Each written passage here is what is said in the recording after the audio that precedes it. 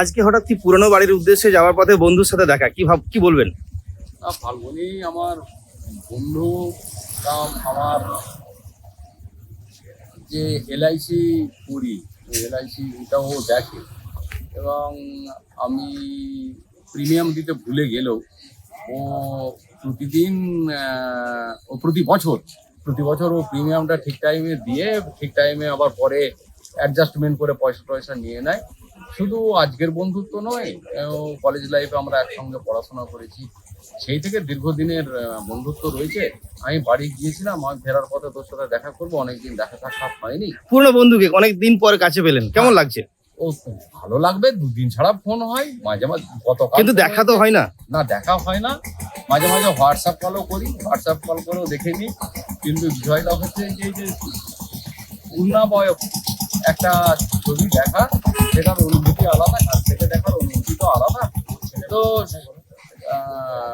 তাছাড়া এই আমার ছেলে যে ইতিহাসে অনার্স নিয়ে পড়াশোনা করছিল, তার মাস্টারমশাইও উনি, মানে আমার বন্ধু ফাল্গুনি।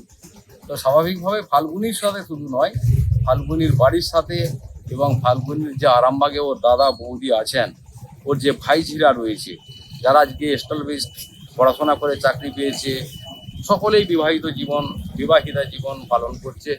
তো স্বাভাবিকভাবেই ওদের সাথে আমার একটা সম্পর্ক রয়েছে।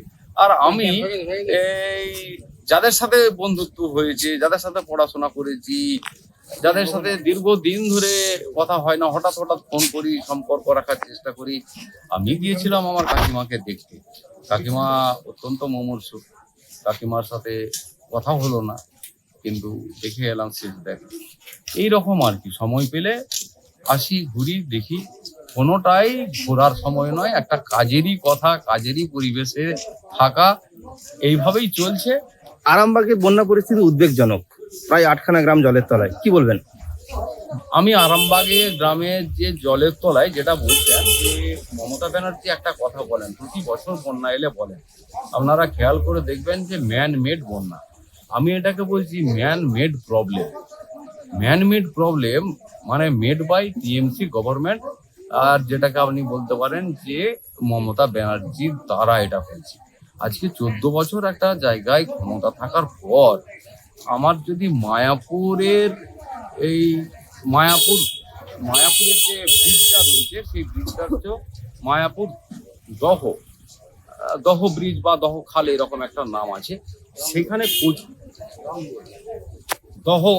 মায়াপুর দহ খাল বলে যে জায়গাটা রয়েছে, সেই জায়গাটা যদি উনি ওই যে কচুরিপানা সমৃদ্ধ যে অঞ্চলটা, সেই অঞ্চলটা যদি পরিষ্কার করে দেওয়া হয়, তাহলে বিঘার পর বিঘা জমি যেটা আজকে জলে ডুবে রয়েছে ধানগুলো, সেগুলো নিশ্চিতভাবেই বাঁচবে।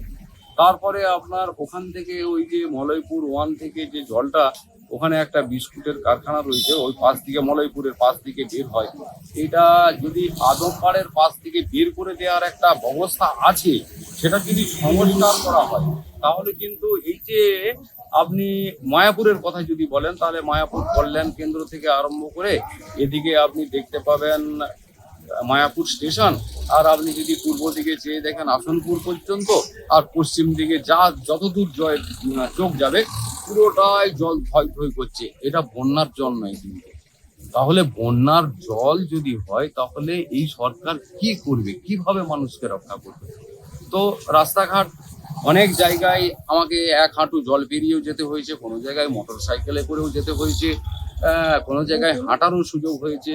তো যা দেখে এলাম, সেটা প্রাকৃতিক বিপর্যয়ের এই ভারী বর্ষণে নিকাশি ব্যবস্থার অপ্রতুলতার জন্যই আজকে মানুষগুলো, কৃষকেরা এই শত শত একর বিঘা